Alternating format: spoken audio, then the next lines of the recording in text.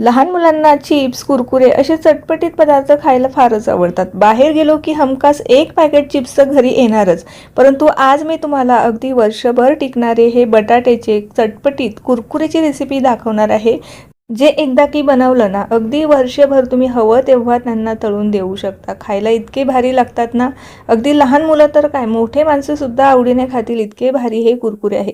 बनवायला जितके सोपे आहे ना, खायला तर त्याहून भन्नाट आहे. चला तर मग वेळ न घालवता लगेचच आपल्या रेसिपीला आपण सुरुवात करूया. रेसिपी नेहमीप्रमाणेच अगदी साधी, सिंपल, सोपी आहे. त्यामुळे तुम्हाला नक्कीच आवडणार आहे. तर त्यासाठी रेसिपीला एक लाईक जरूर करा. तर सर्वात अगोदर इथे मी बटाटे घेतलेले आहे. वजनाने म्हणाल तर हे साधारणतः 150 ते 175 ग्रॅम एवढे आहे. आता हे कच्चे बटाटे इथे घेतलेले आहे. कच्च्या बटाट्यांपासून आपण हे कुरकुरे तयार करणार आहोत. तर याची सालं काढून घेऊया. त्यापूर्वी मी स्वच्छ धुवून घेतलेले आहे. सालं काढून घेतल्याच्या नंतर आपल्याला छान असं बारीक किसणीने किसून घ्यायचे आहे. तर हे जे कुरकुरे आहे ना, बऱ्याचदा बटाट्याचे पदार्थ लहान मुलांना फार आवडतात. त्यामुळे हे बटाटा घालून आज आपण मस्त असे बटाटा आणि रव्याचे हे कुरकुरे तयार करत आहोत. तर आता सालं काढून इथे तयार झालेली आहे. एका भांड्यामध्ये आता याला किसून घेऊया. शक्यतो ना घेताना अशी बारीक किसणी घ्यायची आहे, जेणेकरून हा बटाटा पटकन शिजला जाईल. इथे आपल्याला उकडलेला बटाटा वापरायचा नाही, कारण आपल्याला हा बटाटा जास्त सुद्धा शिजवायचा नाही, हलकासा मऊ करून घ्यायचा आहे. आता बटाटे छान किसून झालेले आहे. आता हे 2 ते 3 पाण्याने स्वच्छ धुवून घ्यायचे आहे, कारण बटाट्यामध्ये भरपूर प्रमाणामध्ये स्टार्च असतं. आता बऱ्याच जणांना इथे प्रश्न पडला असेल की यासाठी वेगळा कुठला बटाटा वापरला आहे का? तर असं काही नाही. आपण घरातला कुठलाही किंवा रेग्युलर वापरातला बटाटा घेतला ना तरीही चालतो. वेगळा कुठलाही बटाटा या ठिकाणी मी वापरलेला नाही. आता हे 5 मिनिटं पाण्यामध्ये असं साईडला ठेवून देऊया. त्यानंतर इथे मी 1.5 वाटी इथे रवा घेतलेला आहे. रवासुद्धा इथे तुम्ही जाड घेतला, बारीक घेतला, कुठलाही रवा घेतला ना तरीही चालेल. तर 1.5 वाटी इथे आपल्याला रवा घ्यायचा आहे. आता ह्यासाठी आपल्याला पाणी किती लागणार आहे? आता ज्या वाटीने रवा मोजून घेतला ना, बरोबर त्याच वाटीने आपल्याला बरोबर 6 वाटी पाणी घ्यायचं आहे. अजून पाण्याची आवश्यकता लागली ना, नंतर आपण वाढवणारच आहोत. परंतु आता इथे 6 वाट्या पाणी पुरेसं आहे. तर बरोबर आपल्याला ज्या वाटीने आपण रवा घेणार असू ना, त्याच वाटीने हे सगळं पाणी वगैरे आपल्याला मोजून घ्यायचं आहे.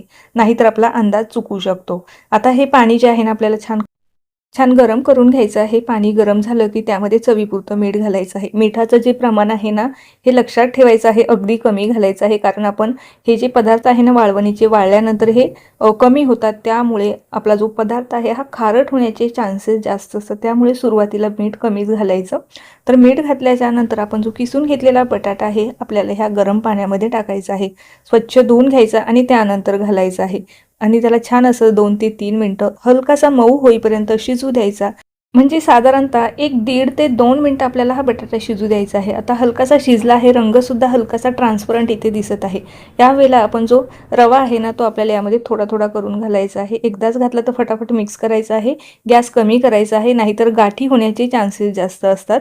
त्यामुळे एखादं पटापट टाकून घेतल्याच्या नंतर असं विस्करने पटापट मिक्स करायचं आहे, कारण रव्याच्या पटकन गाठी होतात. आणि एकदा की गाठी झाल्या की त्या मोडणं खूप कठीण जातं. आता बऱ्यापैकी मिश्रण खूप जास्त घट्ट झालेलं आहे. इथे मी साधारणतः 1 वाटी पाणी अजून वाढवलेलं आहे. आता पाणीसुद्धा इथे मी गरम करून घेतलेलं आहे आणि ते गरम पाणी आपल्याला यामध्ये घालायचं आहे. थंड पाणी अजिबात वापरू नका. आता हे जे मिश्रण आहे ना, आता शिजत आलेलं आहे हे पहा, कारण रवा जो आहे ना अगदी व्यवस्थित मस्त हा शिजला गेलेला आहे. आता शेवट काय करायचं आहे, आता हे जे कुरकुरे आहे ना अगदी प्लेन असतात ना, हे चांगले लागत नाही. तर त्यामध्ये मी थोडासा फ्लेवर टाकणार आहे. त्यामध्ये मी अगदी गॅस बंद करून घेतलेला आहे. त्यानंतर चिली फ्लेक्स किंवा हिरवी मिरची टाकू शकता. इथे मी पेरी पेरी मसाला घातलेला आहे आणि ऑरेगॅनो घातलेले आहे. आता तुम्ही त्याऐवजी पिझ्झा पास्ता सॉस किंवा शेजवान चटणी घालू शकता. त्यामुळे अजूनच छान चटपटीत आपले हे कुरकुरे तयार होणार आहे. किंवा नुसती शेजवान चटणी जरी टाकली ना तरीही खूप छान हे कुरकुरे लागतात. तर आता हे मिश्रण बऱ्यापैकी व्यवस्थित असं शिजलं गेलेलं आहे. आता हे मिश्रण आपलं कुरकुऱ्यांसाठीचं तयार झालेलं आहे. हे असंच मिश्रण तुम्हाला सुद्धा शिजवून घ्यायचं आहे. आता यामध्ये अजिबात कुठेही गाठी राहिलेले नाही, इथे तुम्हाला दिसत आहे. गाठी झाल्या की आपले कुरकुरे व्यवस्थित होत नाही. आता हे पूर्णपणे थंड करून घ्यायचं आहे, कारण गरम असताना आपल्याला अजिबात कुरकुरे पाडायला जमणार नाही. त्यामुळे हे मिश्रण पूर्णपणे थंड करून घ्यायचं आहे. थंड झाल्याच्या नंतर हे बऱ्यापैकी अजूनच घट्ट होत जाणार आहे. तर हे पहा, हलकंसं कोमट आहे, पूर्णपणे थंडही नाही, कारण आता आपण जेव्हा कुरकुरे पाडायला घेऊ ना तेव्हा सुद्धा हे थंड होत जाणार आहे. आता इथे मी हे कुरकुरे बनवण्यासाठी ना इथे माझ्याकडे पायपिंग बॅग आहे. जर तुमच्याकडे पायपिंग बॅग नसेल तर तुम्ही जे दुधाचं पॅकेट येतं किंवा मिठाचं जे पॅकेट येतं ना ती पिशवी घेऊ शकता किंवा तुमच्याकडे जे काही अवेलेबल असेल ती पिशवी तुम्ही इथे घेऊ शकता. त्यामध्ये आपल्याला हे मिश्रण भरायचं आहे आणि मस्त असे कुरकुरे तयार करून घ्यायचे आहे. आणि हे जे पुढचं टोक आहे ना आपल्याला थोडंसं मोठ्या आकारामध्ये कट करायचं आहे, कारण जेव्हा आपण कुरकुरे तयार करू ना अगदीच बारीक केले ना ते वाळल्यानंतर खूप जास्त बारीक होतात. त्यामुळे कापताना पुढचं जे टोक आहे ना थोडंसं मोठं कट करायचं आहे, म्हणजे छान असे मोठे मोठे कुरकुरे तयार होतील. तर हे पहा मस्त आता हे कुरकुरे मी तयार करून घेणार आहे. इथे तुम्ही प्लास्टिकच्या पेपरवरती किंवा तुमच्याकडे एखादा सुती कपडा असेल ना त्यावरती हे असे मस्त कुरकुरे घालून घ्यायचे आहे. जर उन्हाची सोय नसेल तर तुम्ही हे पंख्याखाली देखील वाळवू शकता. आता तुम्हाला वर्षभर हे स्टोअर करायचे असेल ना तर याला हलकेसे 1 दिवस पंख्याखाली वाळल्याच्या नंतर 1 दिवस तरी उन्हामध्ये वाळवणं गरजेचं आहे. त्यामुळे आपले जे कुरकुरे आहे ना अगदी वर्ष ते 2 वर्ष छान टिकतात. तर 1 दिवस मी पंख्याखाली आणि 1 दिवस मी हे उन्हामध्ये कडकडीत सुकवून घेतलेलं आहे. या ठिकाणी तुम्हाला दिसत असेल जेव्हा मी कुरकुरे पाडले ते बरेचसे जाड होते आणि वाळल्यानंतर बरेचसे बारीक झालेले आहे.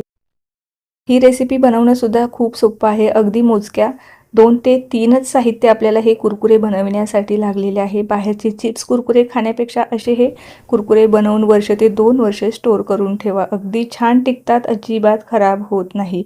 आता ह्यातलेच काही कुरकुरे मी तुम्हाला तळून सुद्धा दाखवते. त्यावरून तुम्हाला अंदाज येईल की हे कुरकुरे किती मस्त असे हलके फुलके कुरकुरीत तयार होतात. आता तळण्यासाठी ना आपल्याला तेल मीडियम गरम ठेवायचं आहे. आता तेलात टाकल्यानंतर अगदी छान असे फुललेले आहे इथे तुम्हाला दिसत असेल.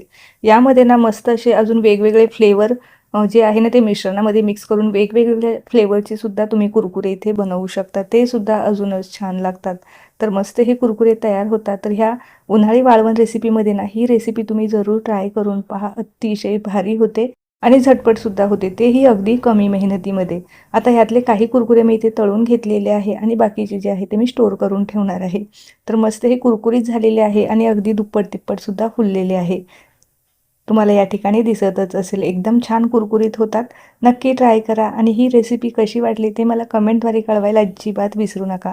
रेसिपी पाहत पाहत इथपर्यंत आलाच असाल चॅनलवर जर नवीन असाल, चॅनल अजून सबस्क्राईब केले नसेल तर नक्की सबस्क्राईब करा. त्या बाजूचे जे बेल आयकॉन आहे ते सुद्धा प्रेस करा, म्हणजे जेव्हाही माझे नवीन व्हिडिओज येतील ते तुम्हाला सगळ्यात अगोदर पाहायला मिळतील. चला तर मग पुन्हा भेटूया अशाच काही नवीन आणि सोप्या रेसिपीसोबत. तोपर्यंत धन्यवाद.